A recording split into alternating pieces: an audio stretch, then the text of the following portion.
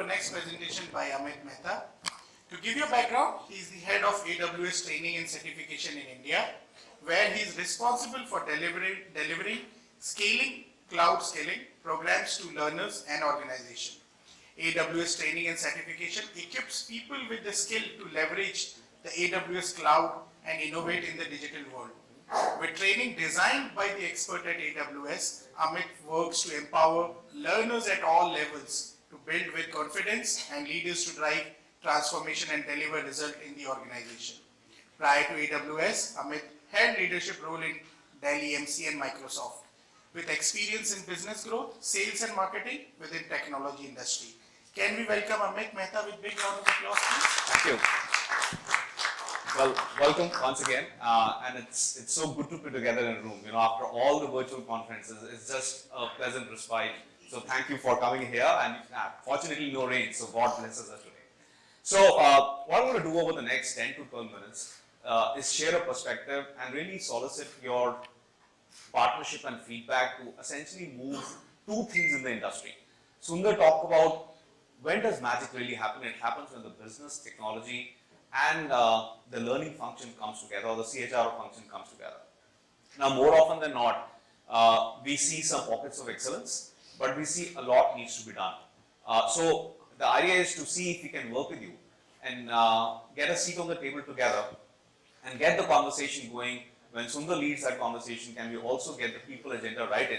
Because more often than not, what we see is that the technology organization kind of thinks later, and they can't scale later if they don't solve for it now. So what I'm going to do is I'm going to share a perspective.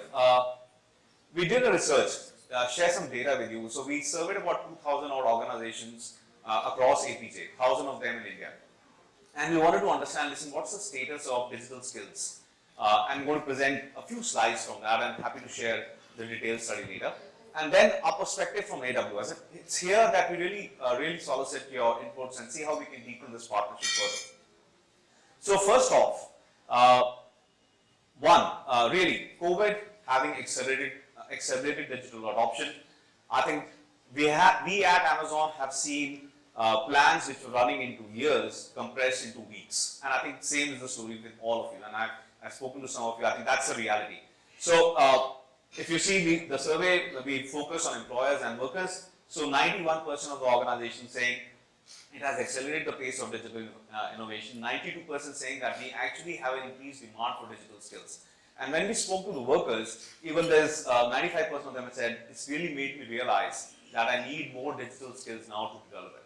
And digital skills here is actually a cumulative sense of all the skills that you require to be functional. And cloud skills and AI skills and some of the emerging tech skills are part of this. The second part is about 27.3 million workers needed in India just over next year. And this is going to represent about 7% of the workforce. And if you see what this means, for India to be a 1 trillion digital economy, this becomes very critical. So the COVID has actually pushed the $5 trillion goal to about 2 years out. But I realize our sense is that maybe the $1 trillion digital economy goal may still be hitting the 2025 mark and maybe accelerated further. So 27.3 million workers, 7% of the workforce, and this represents upskilling, new skilling, and that's the gamut that we need to collectively address. In terms of the kind of skill sets, there are few skill sets that are really increasingly in demand, and cloud-related skill sets which are related to, if you see here, the ability to use cloud-based tools, CRM tools, technical support, cybersecurity, advanced digital marketing, artificial intelligence, and cloud architecting. So these are cloud-related skills. So all of you are using the productivity tools. All of you are actually accessing your Salesforce tools. So cloud-related tools and cybersecurity, those are the top skills that are coming to light, and that's where the talent strategy for organizations is. In terms of business, I think the top three, whether it is employee satisfaction, whether it is productivity, or acceleration of digitalization. So we have interesting data which say that if the front end IT staff was to be certified, 97% of the organizations came back and said, listen, we see an acceleration of our business realization in 3 years time. So those three are the benefits, and we have actually got data points which address the issues of retention, which address the issue of attrition if you were to take care of your IT staff. Now, there's another gap that came up. So the question is, if that's the need, that's the context, where are organizations today? And 97% of the organizations came and said that they do need to train their workers, but only 45% saying that they have full-blown plans to do that. So there's a gap that we need to address. We also did some, if you see the industry analysis from NASSCOM, this cloud skills, for instance, 2.2 million workers required by 2025. Current talent supply pool is about 1.4. So as we start just now, there are about 700,000 people just short in cloud related skills, which is on the top skills that is required. And if you see workers, how do you address this worker issue? So are they ready for the digital future? Answer is, 45%, 46% say that they don't really feel that they have adequate training. So that's something that the survey threw back, and this is 1,000 odd organizations in India across, so that's 50% of the APJ sample. Now, what are we trying to do? So first, what's our business mission in India? We are trying to empower builders and businesses to build a better India, because we believe that we have a role to play, whether it is SMB digitization, whether it is towards the 1 trillion digital economy. I think that's the goal. And from an AWS training and certification standpoint, it's really about empowering builders with in-demand cloud skills so that they can innovate in their businesses. Now, coming to the theme of Great Reset. So I think Great Reset, we heard about Great Resignation in the Americas. Fortunately, we didn't have as much of a problem in India. But the Great Reset was telling us a few things. It said that people are changing the focus from a work-life balance to a life work. So prioritizing life vis-a-vis their commitments to work. Great Reset was also about the ability to work anytime, the hybrid way of working. That was important. And Great Reset was also about, listen, how do we take care of diversity and inclusion? How do we get people who are unemployed, underemployed, make them productive? What about women who have taken sabbatical, come back work? So Great Reset is all about that. So the relevance of today's discussion, therefore, in the context of what we are saying, 4 areas that we are addressing for this. So attrition, clearly, the attrition problem is a problem not only in the IT industry, but obviously speaking to some of you, you have in the frontline sales staff. In the IT industry, the attrition is north of 15 points. It was hovering around 20 plus points, but it's kind of cooled off a bit now. In terms of hybrid learning, so clearly we went from instructor-led classes to all virtual instructor-led classes online to a scenario where some people are in office, some people are online. So our challenge now, for instance, is how do we divide, how do we invest in hybrid classrooms where a trainer can do whiteboarding and people who are virtual, they are engaged, as well as people who are in the class, they are engaged. And that also involves changing delivery modalities. And the final one, and this is a big one, I don't know how many of you are plugged on the new education policy, but the whole new education policy is focusing on outcome-based learning. This is going to dramatically impact the talent source pool from which you're going to hire. So talking to Dr. Kalsi, for instance, who's leading this with the PM office, the focus is really on driving the agenda, ensuring that the learning is aligned to outcomes and hands-on internships. So your opportunity to participate that in a big way and address the talent pool is going to be critical. So what is the framework that we're talking about? I think the framework that we're really saying from a skilling standpoint is, can we drive awareness and identify the vision? So Sundar talked about a top-down vision. What is that vision? And to get to that vision, therefore, what is the gap? And we realize that exercise, many people or the CTO office doesn't necessarily do upfront. That's left for the L&D teams and the learning team to solve for later, and that becomes a problem later because you don't have the requisite staff. How you generate excitement for the vision and get enrollment, that's another one. And finally, as you go into the execution phase, can you develop the cloud skills? So the learning need analysis approach that Sundar talked about is by type of roles, developer, by data analytics, cloud architects, by type of role, how many people do you need over a 3-year window to realize the vision? And then when you move to a digital environment, it's a culture of perpetual learning. What we realize is you will move one workload and you will get people trained around it, but then you will want to move into digital let's say data analytics. You'll want to move into AI/ML. So that continuous culture of learning, we find that thinking is not there in a lot of the organization conversations that we are having. So that's where we want to actually invite you into the mix and have that conversation with the CI organization and the business organization. And then finally, recognizing and rewarding. So how do you reward them in a way that they get certified, they add value to the business, at the same time they continue to stick with you? So I think that's the framework. And how are we looking at this? And this is an interesting area. So our focus is, can we bridge the cloud skills gap? Can we bridge the digital skills gap for the areas that are important? So the first one is, can we build the talent pool of the future? And that's where we work with universities to help people, to help students actually get more jobs in this environment.